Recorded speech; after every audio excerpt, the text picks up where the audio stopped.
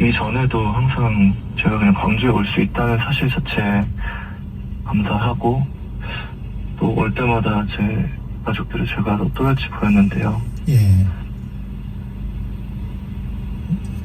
근데 죄송하고 감사한 마음밖에 없습니다. 제가 예. 5월 18일 날에 가까워질수록 그래도 그 당일이니까 더 그런 마음이 더 크게 드는 것 같아요. 근데 전우원 씨의 뭐 책임은 전혀 아니고 그 할아버지 전두환 씨의 책임이 어떤 책임이 있다고 보세요? 구체적으로?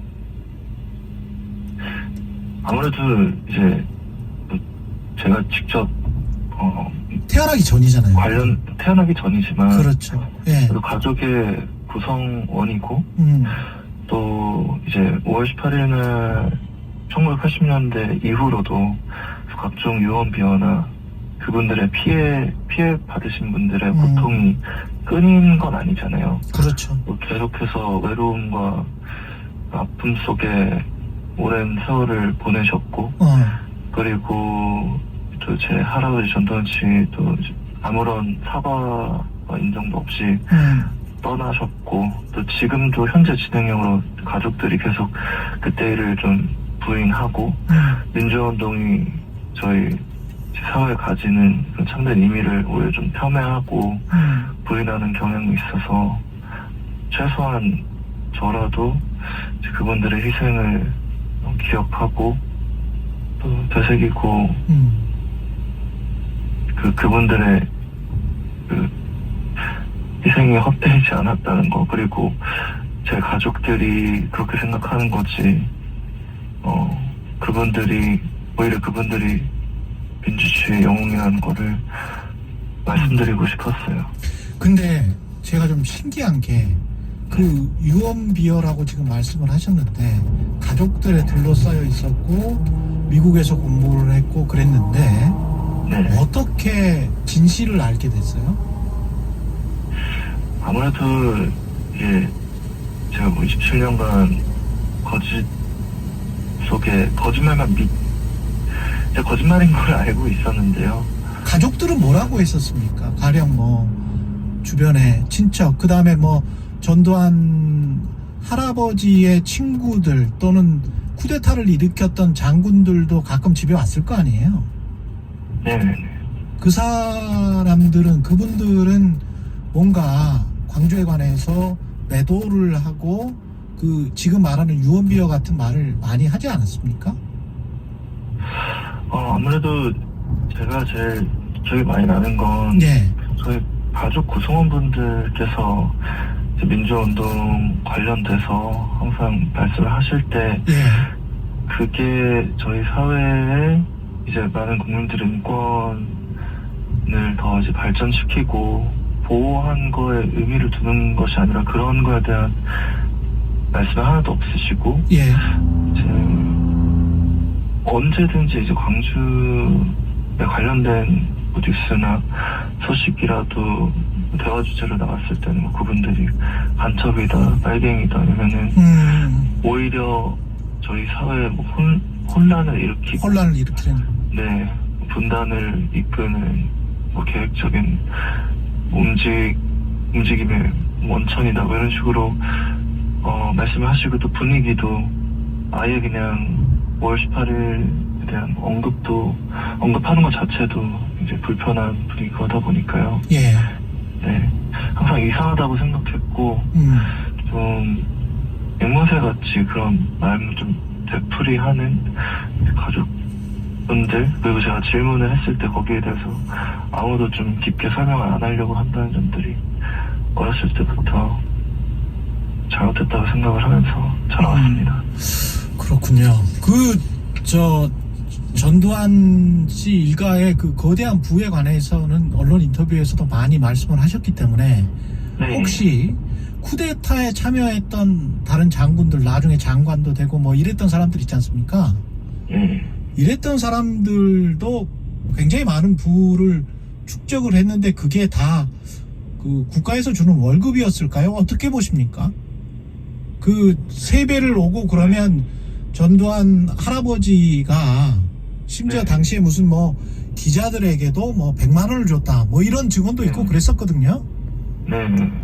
그런 거 혹시 목격하신 거 없어요? 아무래도 그 예전에 예. 뭐 저희 할아버지 뭐 정권 당시에 예.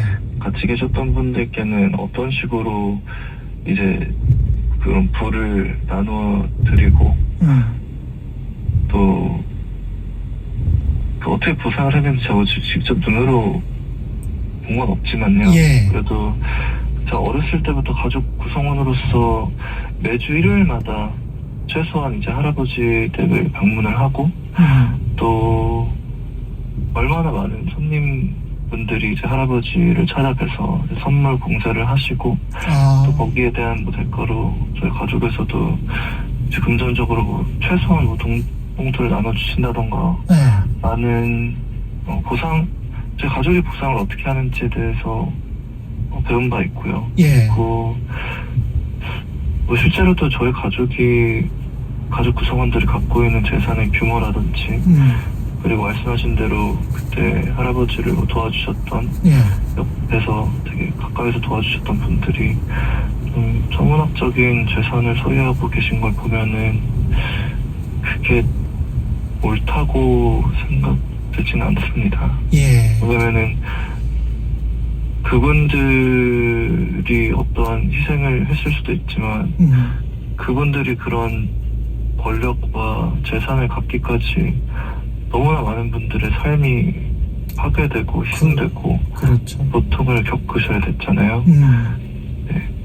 그러니까 그분들만 그렇게 많은 재산을 가지시고 오히려 피해 받으시고 희생하신 분들은 굉장히 좀 사회에서 외면당하시고 그렇죠. 또 경제적으로도 힘든 이제 생활을 이어나가시는 거 보면은 너무나 그 모습이 대조돼가지고 마음이 아프고 힘든 것 같아요. 근데 그렇게 힘들었던 피해자 유족들 가족들이 굉장히 환대를 해주잖아요. 네. 전원 씨를. 네. 어떠셨습니까?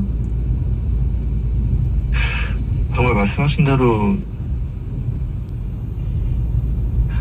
정말 어찌 보면은 일어나지 않았어도 되는 비극이잖아요. 예. 정말로 제 할아버지와 그 주변에 계셨던 분들의 권력에 대한 욕심, 재산에 대한 욕심, 그리고 그걸 이루는 데 있어서 정말 큰 잔인함이 있었는데 그것 때문에 이제 정말로 이 세상에 하나뿐이 없는 가족분들 그리고 사랑하는 사람들을 광주에서 민주운동에 가담하셨던 분들 아니면 가담하지도 않았는데 그냥 거기 계셨던 분들이 그런 사랑하는 사람들을 다 잃어버렸잖아요. 그렇죠. 그래서 네. 아니면은 또 그때 겪으셨던 뭐 후유증이나 장애로 인해서 시름시름 앓다가 이제 돌아가신 분들도 많으시고 정말로 좀 지금 살아 계시는데도 이게 정말 지옥 같은 삶을 보내시는 분들이 많은데 그래서 제가 광주에 와서 이제 그분들을 뵀을 때 어찌 보면 제가 가족 구성원이니까 저한테 돌을 던지시고 이제 뭐 욕설을 하신다거나 그래도 제가 드릴 말씀이 없잖아요.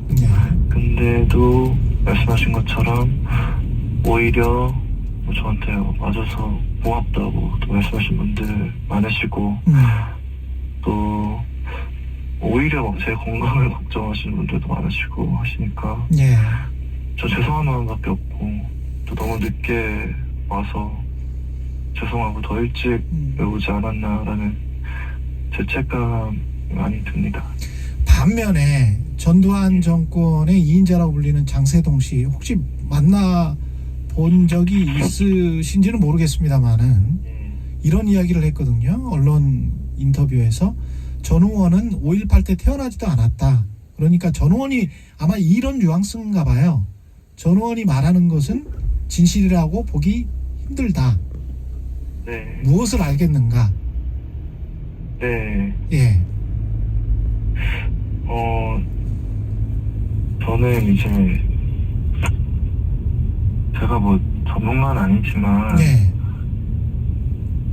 이제 저희 온 나라 국민 포함해서 전 세계에서 교육에 있어서 역사를 배우는 데는 다 이유가 있다고 생각을 해요. 예.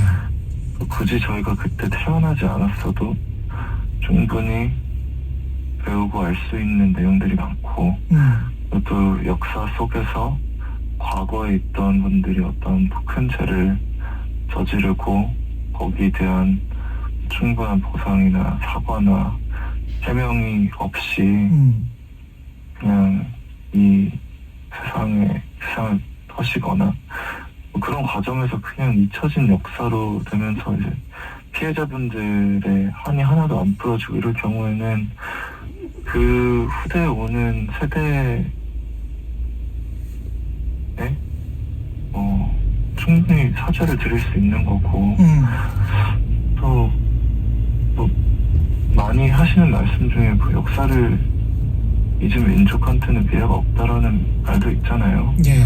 제가 굳이 그 시절에 태어나지 않다고 해서 그 역사를 그냥 방관하고 잊는 거는 오히려 그게 국민으로서의 도리가 아닌 것 같습니다. 근데 그런 당사자격인 사람들이 그 과거의 역사나 사실을 진실을 부정하는 이유는 옆에서 보시기는 뭐라고 생각하세요? 어떤 자존심 때문일까요? 일단은 자존심도 크고 네. 가족의 명예나 그분들의 명예를 지키고 싶다는 것도 되게 클 것 같고요. 예. 그리고 지금도 아무래도 이제 이게 40년이 넘는 세월이 지난 일이다 보니까 제 세대에서도 정말 이 일에 대해서 아무것도 모르거나 관심을 안 가지시는 분들도 많아요. 예. 그러다 보니까 점점 이제 진실을 아시는 분들이 점점 줄어드시고 피해자분들이 점점 정말 이제 그 노후로 인해서 이 세상에 더 이상 안 계시고 하다 보면은 예. 지금도 이렇게 진실을 계속해서 알리려고 해도 왜곡되는 세상인데 앞으로는 얼마나 더 왜곡이 더 심해지고 진실을 밝히기가 어려울지가 좀 두려워지는 것 같아요. 그래서 어떻게 보면 그분들 입장에서는 역사가 잊혀져야 그분들의 입장에서 또 새로운 역사를 쓸 수 있는 기회가 열리는 거니까 예. 그렇다고 생각합니다. 근데 그게 이제 그냥 자존심에 관련된 문제일 수도 있겠지만 예. 최소한 제가 아는 바로는 그때와 연관돼서 이제 비자금 문제도 굉장히 크잖아요. 그렇죠. 그러다 보니까 이제 비자금 관련된 문제가 최대한 불거지지 않으려면은 그냥 역사적으로서 사람들이 최대한 이 일에 대해서 잊고 혹시나 기억하더라도 논란으로 만들고 이렇게 그냥 아무도 그냥 그런 일이 있었나 보다 하고 넘어갈 수 있을 정도로만 기억하길 원하는 것 같아서 계속 이렇게 좀 어찌 보면 바락 아닌 바락을 하는 거라고 생각을 합니다. 마지막으로 그 역사 속에서 돌아가신 할아버지는 어떻게 평가되어야 한다고 보십니까?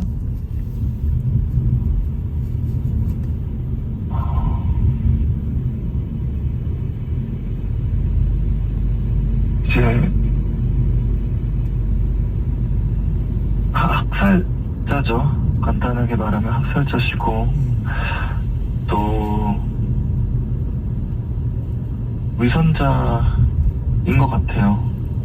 왜냐면은 정말로 국민을 위하고 국가를 위했으면 국가를 이루는 국민분들의 어떠한 희생이 있을 때 정말 그분들의 목숨과 삶을 이제 할아버지 본인의 목숨과 삶의 소중함만큼 최소한 그렇게 이제 생각을 하고 그분들의 희생을 기리고 그런 행보가 이어져야 되는데 그런 건 하나도 없었고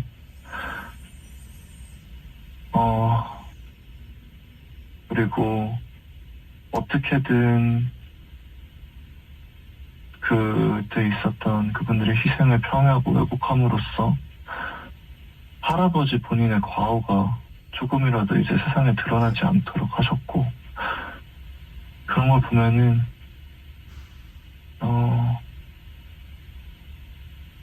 그냥 저희 나라 전직 대통령 중에 하나로서만 기억되는 게 아니라 한 개인이 개인의 욕심과 이런 것을 먼저 하고 국민들을 생각하지 않았을 때 얼마나 잔인한 비극이 일어날 수 있는지를 되새기고 또 기억할 수 있는 그런 비극의 사례인 것 같습니다.